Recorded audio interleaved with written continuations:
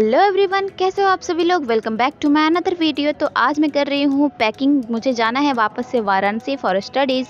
तो इसके लिए मैं अपना ये बैग सिलेक्ट कर रही थी क्योंकि मुझे बहुत सारे कपड़े ले जाने थे। बहुत सारे कपड़े मेरे नहीं है। अभी थोड़ी देर आप वेट करो, आपको खुद ही पता लग जाएगा कि मैं इतने सारे कपड़े इतने बड़े बैग में क्यों पैक कर रही हूँ। आज मन थोड़ा भारी भारी भी है क्योंकि घर जाने के लिए मैं मेंटली तो प्रिपेयर हूँ, पर कहीं ना कहीं जब घर से आप वापस जाते हो बाहर, जहाँ पे आप रह के पढ़ाई करते हो या जॉब करते हो, तो जो घर छूटने का जो फीलिंग होता है ना, बहुत ख़राब होता है। घर पर अगर आप ज़्यादा दिन तक रह लोगे तो एक जुड़ाव सा महसूस होने लगता है, फिर जाने का उतना मन नहीं करता है। पैकिंग करते वक्त मुझे लग गई थी भूख, तो फिर मैं आ गई किचन में देखने के लिए कि क्या बना है।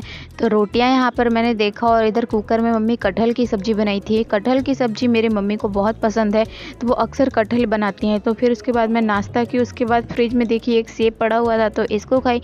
वापस से मैं आ गई पैकिंग करने के लिए और मम्मी मुझे इतना सारा सामान दी है। साड़ियाँ हैं ये मम्मी का काफ़ी सारा, यहाँ ब्लाउजेस हैं और पापा के भी कुछ कपड़े थे। तो मुझे ये सब घाट पर दान करने के लिए मम्मी मुझे बोली कि ले जाओ। तो मैंने भी कहा कि ठीक है, आपके पास जितना भी सामान है जिसको आप नहीं यूज़ करते हो, जो आपकी यूज़ का नहीं है।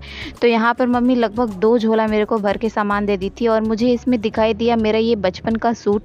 जब मैं छोटी थी तो कभी मैं इसको 1-2 बार पहनी होंगी, उसके बाद से तो मुझे याद नहीं है कि मैंने इसको पहना है या नहीं। घाट पर जिसको ज़रूरत होगा मैं उसको दे दूँगी। और ये मुझे पापा का एक कोट भी दिखाई दिया, तो पहले तो मैं इसको खुद ही पहन के ट्राई की, फिर उसके बाद मैं इसको फोल्ड करके वापस से रख दी। ओके गाइस, मैं थोड़ा पैकिंग कर लेती हूँ, फिर आपसे मिलती हूँ।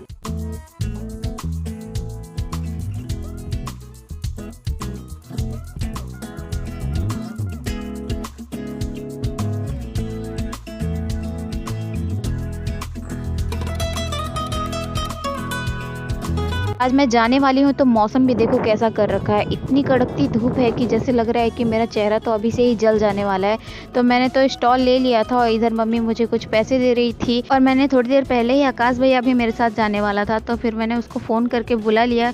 मेरे बुआ का घर वैसे ज़्यादा दूर नहीं है, तो इसीलिए भैया तुरंत आ गया बाइक लेकर के, क्योंकि मेरे पास लगेज ज़्यादा था। ये जो पीठ पे मैंने बैग टांगा हुआ है इतना ज़्यादा भारी था कि मैं इसको लेकर के सीधे खड़े भी नहीं हो पा रही थी। फिर मैंने मम्मी को टाटा किया। फिर मैं और आकाश भैया चल दिए मेन रोड पर बस पकड़ने के लिए। थोड़ी देर यहाँ वेट करने के बाद बस भी आ गया। और ये बस हम लोग के घर से ही चलता है, बस स्टॉपेज है यहीं पास में ही। तो यहाँ पूरा सीट खाली था, तो हम लोग अपने मनपसंद की सीट पर बैठ गए। फिर आकाश भैया लगेज जितना भी था हम लोग का सबको एडजस्ट कर रहा था, ऊपर रख रहा था। फिर उसके बाद हम लोग यहाँ बैठ करके थोड़ी मस्ती कर रहे थे। और बस से बाहर के नज़ारे तो क्या ही कहने, इतना ब्यूटीफुल लग रहा था। और अभी धूप नहीं लग रही थी ना, तो इसलिए अच्छा भी लग रहा था। लेकिन आगे चल करके धूप इतना ज़्यादा मेरे को लग रहा था कि मैं क्या ही बताऊं। इतनी ग्रीनरी आपको रूरल एरियाज में ही देखने को मिलेंगी, क्योंकि सिटी में ये वाला चीज़ तो मिसिंग है। ये नज़ारा देख करके तो अंदर से इतना ही सुकून मिलता है कि पूछो ही मत। बस देखते रहो देखते रहो। और मैं बस में या ट्रेन में या कहीं भी विंडो सीट ही प्रेफर करती हूँ, क्योंकि जो नज़ारे देखने के लिए मिलते हैं, आए हाय, आंखों को एकदम सुकून सा लग जाता है। तो मेरे साथ साथ आप भी यहाँ के नज़ारे एंजॉय करो।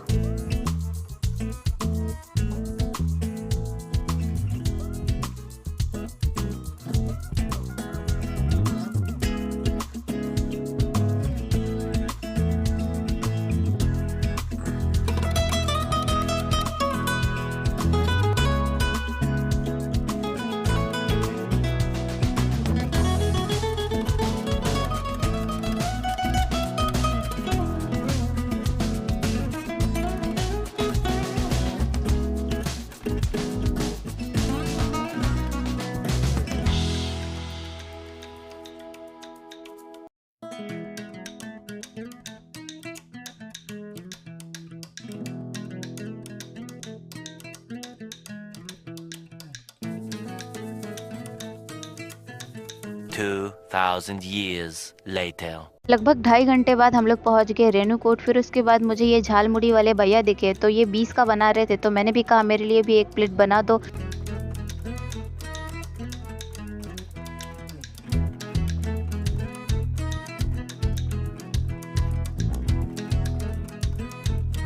इसको खा करके काफ़ी रिफ़्रेशिंग लग रहा था। उसके बाद मेरे साइड इधर धूप भी बहुत ज़्यादा आ रहा था, तो मैं दुपट्टे से कवर की थी।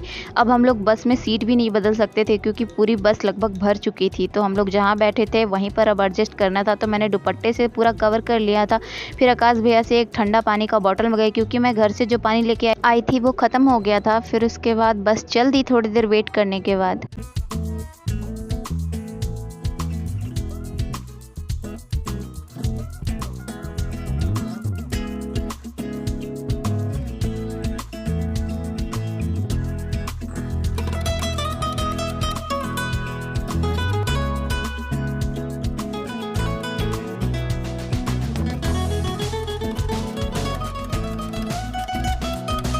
रेणुकूट से वाराणसी तक ट्रैवल करने में लगभग 3 से 4 टोल प्लाजाज पड़ते हैं।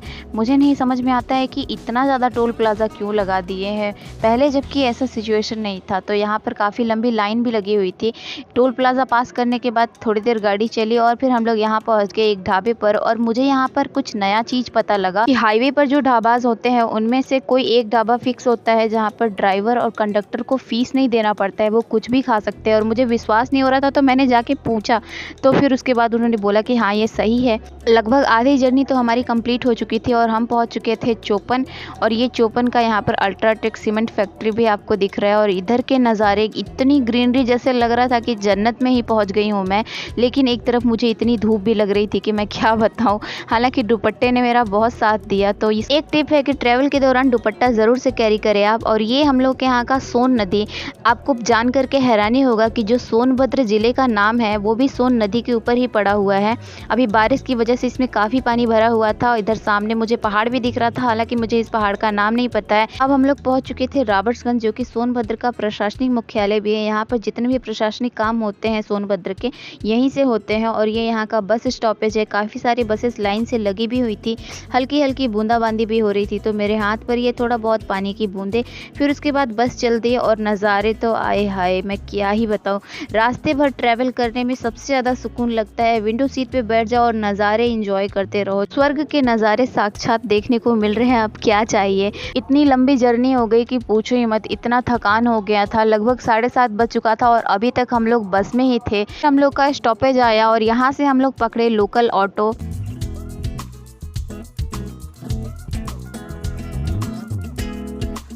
रूम साइड हम लोग पहुंच चुके थे और यहाँ से वॉक करके ही जाना था। तो मैंने सोचा कि रूम पे जाने से पहले मैं कुछ ले लेती हूँ दीपिका और भैया के लिए। तो जैसे पापा लेकर के आते हैं आम वगैरह, तो मैंने आम लिया। फिर उसके बाद केले खरीदी और सब सामान लेकर के हम लोग रूम पर जा ही रहे थे कि फिर हम लोग को हल्की हल्की भूख भी लग रही थी। तो भैया बोला कि चलो 20 का दाना भुजवा लेते हैं। तो यहाँ पर हम लोग फिर 20 का दाना भुजवाए और फिर उसको खाते खाते हम लोग चल दिए रूम पर। लगेज इतना भारी था कि हम लोग का रूम यहाँ से हार्डली 10 से 15 मिनट होगा, पर पहुँचते पहुँचते ऐसा लग रहा था कि कितना ही देर हो गया है। नहाई वहाई मैं रूम पर जाके और दीपिका खाना बनाई थी। फिर उसके बाद इसको खाई तो इतना ही सुकून मिला कि मैं क्या ही बताऊँ। तो ओके गाइस, आज के लिए बस इतना ही। मिलते हैं आपसे नेक्स्ट वीडियो में। भगवान करे आपका दिन शुभ हो। Take care and Tata.